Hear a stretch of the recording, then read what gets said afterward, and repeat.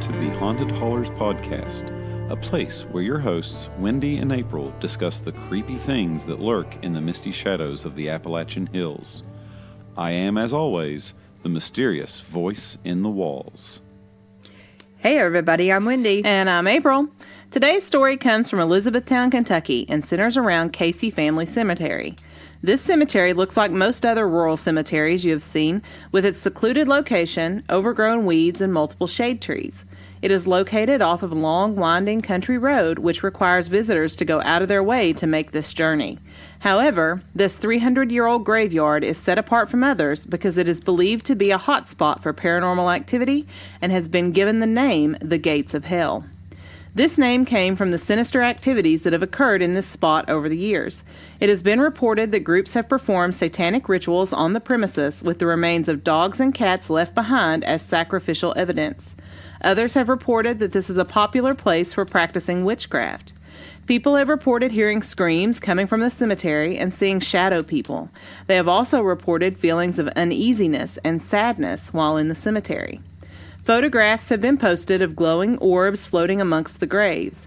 Beth Pinotti is a paranormal explorer who has investigated the cemetery, and she was able to capture a clear picture of a large green orb floating amongst the headstones. It is believed that something terrible was summoned to the spot during one of the rituals, and it is causing the spirits of the children buried there to be trapped. Visitors to the cemetery agree that if you plan on going, you must bring a gift to leave in the area in order to appease the spirits, so it's not uncommon to find toys, coins, or Bibles lying on top of the headstones. Others believe that leaving the gifts provokes the spirits to interact with them. The grave of Mary Ellen Scott, who was 6 months old when she died in 1867, is where most of the activity is believed to center around. Those who don't bring gifts might experience a nosebleed or their cars refusing to start. Several visitors have reported having what seem to be electrical problems causing their cars to leave them stranded. Recently, this cemetery has become a hangout for young crowds trying to have a supernatural experience. Not everyone visiting the cemetery arrives with good intentions. Many of the headstones are broken due to senseless vandalism. Because of this, the police have been patrolling the area more frequently.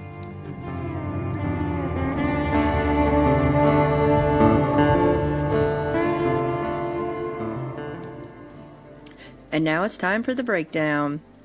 And wow, this one is a interesting one to break down. Don't you agree? Yes.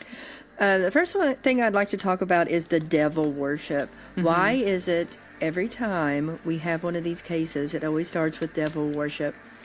Well, we're in the Bible Belt. And sometimes, people see things. That's always it's got to be the devil. It's got to be the devil. My first plea here is, can we please stop with the devil worship? If this is what's causing these things, let's just stop. Let's just cease and desist. I don't want to do this anymore because that's what seems to be causing all of this. Let's not do it anymore. Well, I thought it was interesting because every time we have a story like this, there's always, it's a satanic rituals and things like that. But in this case, they've actually found carcasses of animals. I think I even read a calf. There was even a calf that was left in the graveyard. I mean, that's kind of hard to be they're just making that up. There's no real devil worshipers there. There's nothing satanic going on. Okay, yeah, but how do we explain this calf? It said animal bones, and it's not like we're talking deer carcasses. Right. Like someone, put their deer remains there from hunting or anything like that. We're talking household domesticated pets here. So that makes it a little more sinister, and I'm not liking that. So we just need to stop these rituals, stop doing this.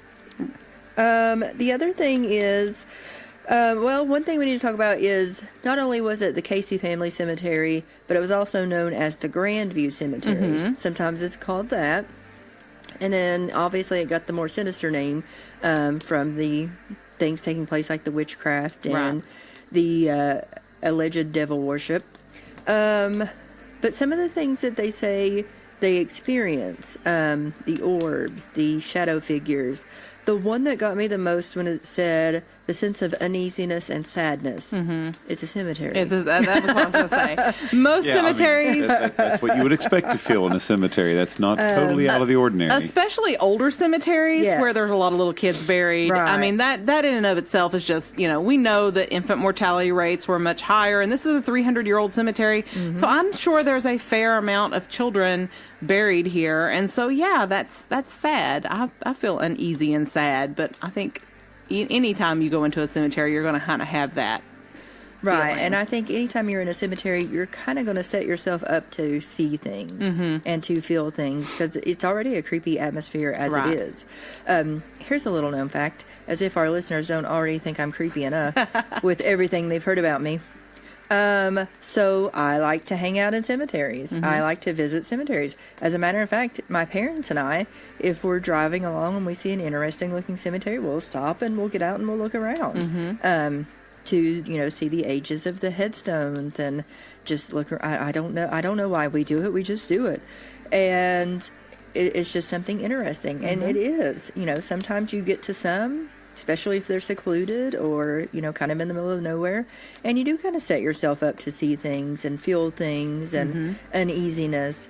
There was one that at a church that my papa used to preach at. It had the really old headstones. And I used to play in that as a child because, again, sorry, but I am what I am. And I used to spend a lot of time in that cemetery going around looking at the years on the headstones and the different shapes of the headstones. And you can start to think that you see things or you hear things. And so I'm wondering if maybe we have a sense of that here. Well, yeah, and as I was reading the description of the cemetery, it really puts me in mind, I live in the middle of nowhere. We're Eastern Kentucky, but I'm really in the middle of nowhere. And so this cemetery sounds a whole lot like both of the cemeteries that my grandparents are buried in. They're, on top of a hill. You have to go up this windy road, and sometimes you can't even get up there because the road is so bad. But once you get up there, everything is super secluded. It's quiet, At the cemetery where my dad's mother and father are buried, there is a little kid grave there that I've always noticed when I go there. And I think that, that's kind of an interesting thing. You look at these older gravestones, I'm kind of interested in grave rubbings and things like that. I think those are interesting things. So, cemeteries do have that kind of allure to them, especially these out of the way, rural, maybe not well maintained. The other cemetery that I have in mind, it's got the modern part where most people are buried today, but if you go just a little bit down the hill, there's a much older cemetery that is there that's not maintained, and the headstones are all knocked over and you don't really know where the actual graves are, and it's just it's old, it's an interesting thing. Cemeteries are interesting. They are, and I don't know, I just like going and visiting, and I'm not sure what that says about me as a person, but I spend a lot of time in them, probably more than most people, and I don't know.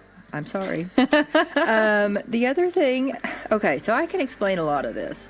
I can explain a lot of, I think people see things and hear things just because of the atmosphere that they're in. I cannot explain the cars not starting. Right. So I was trying to find in my research, could there be something in the area?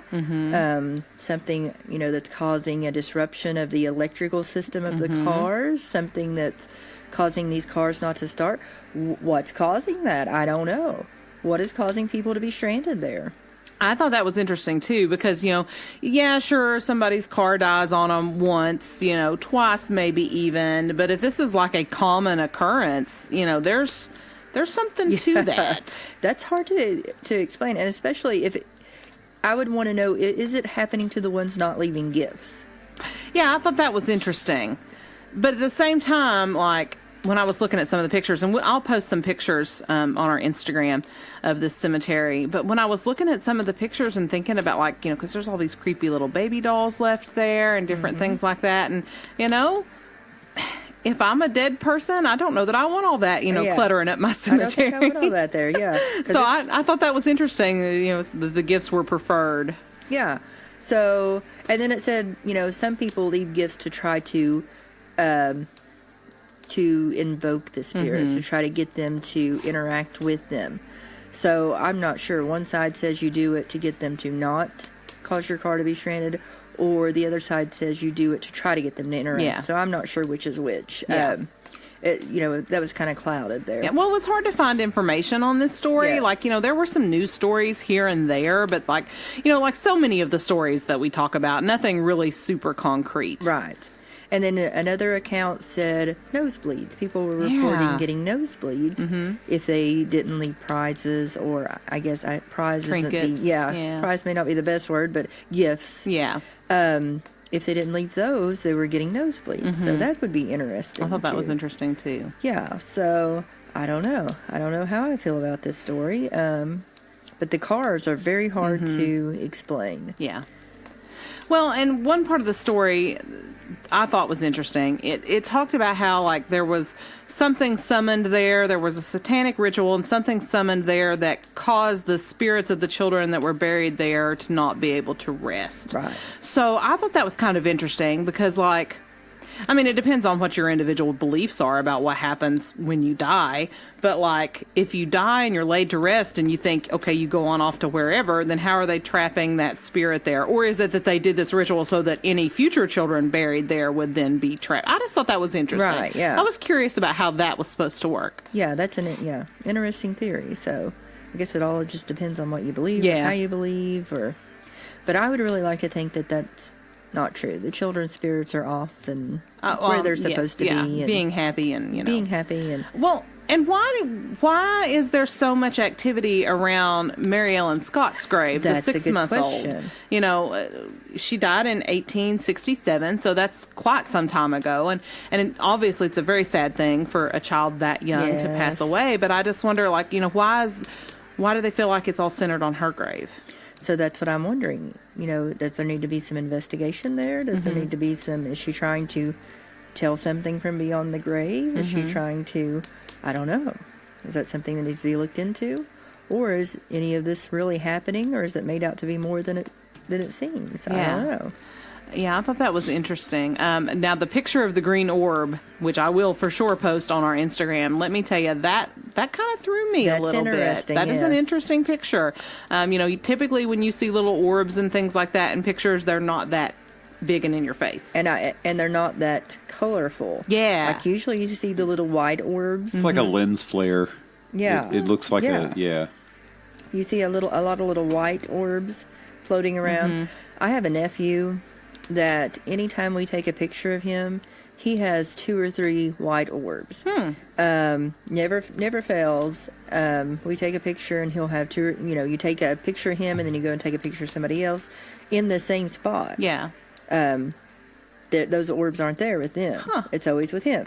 That's interesting. It is interesting, but I've never seen anything like that. Yeah. The big green orb. Well, and it was an older picture. I think I read that it was on 35 millimeter film. Okay. So that's interesting too. That We is. think about like where digital photography has taken us, and as opposed to, back when you had to actually just, drop it off and get it developed and Right. see what came out. So that was kind of an interesting thing too, I thought. Yeah. And I thought it was interesting that they said, make sure you bring snacks with you. Bring some supplies in case you do get stranded. Right. So that kind of makes me think, would I really want to go visit this place? Because yeah. how would I react if my car wouldn't start? Yeah, And because you're out in the middle of nowhere. It's not like you can just, walk off someplace and use somebody else's phone. There's no Right. cell service There's out there, no too. cell it said. service. So I don't know how I would feel about that. But the punk kids that are hanging out there and breaking the headstones and stuff, don't do that. That bothers Yes. me so much when people like desecrate tombstones and things like that, because like, that's somebody's loved one. I don't care if it's an old cemetery or what. You just don't do stuff like that. That is so disrespectful. And if hauntings are real, you deserve to get Exactly. haunted for doing that. 100%. Everything that you get. And, they said police are now patrolling. Which is good. They should be. They should be. And as much time as I've spent looking in old cemeteries and spending time in them, never has it ever crossed my mind. I would, I am there. Actually, my son and I clean headstones. Yeah. We clean them and we, pick up trash. We try to make it nicer than what it was when we came. That's reverence, and that's what a place like that demands. It I is- mean, that's what you should have. Deserves respect, and you shouldn't be there to just have parties and have a good time. That's not what that's for. Right. It's there for respect. So what do you think? Would we go check this out? I don't know if I want to go check it out or not. If I do, I think it's going to be in the daytime. Oh, yeah. When somebody knows where we're at. I think I would go in the daytime. And if my car didn't start, I don't know. I don't know what I would do. I don't either. Huh. I mean, I guess we're going to get our cardio in. Because I'm definitely walking. I'm not not hanging around. Nope, the car can stay. We're out. There was one account. Someone said they had seen a burned vehicle there near the cemetery. Said they went one time to explore. There was a burned vehicle, and then when they came back another time, it was gone. Yeah. Now, that could be paranormal. You know, that could be somebody people trying dump their trash. That's not so far, especially if it's a rural location. Right. That's not so far out of the realm of possibility. If it's a secluded area, that could be many possibilities. Yeah. You know, that doesn't necessarily point toward the paranormal. So Right. could be many other possibilities there. Yeah. So I don't know. I might check this one out. That might be interesting. We'd have to think about this In one. the summer, during the day.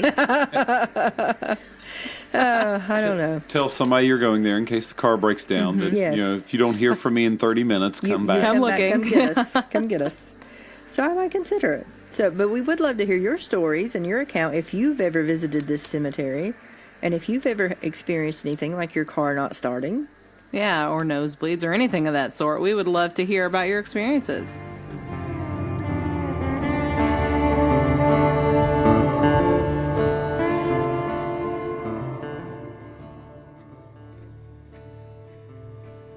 You can contact us on Facebook and Instagram at Haunted Hollers. You can also send us an email at hauntedhollers@gmail.com. And we also have a webpage, www.hauntedhollers.com. Until next time, listeners, beware of things lurking in the shadows.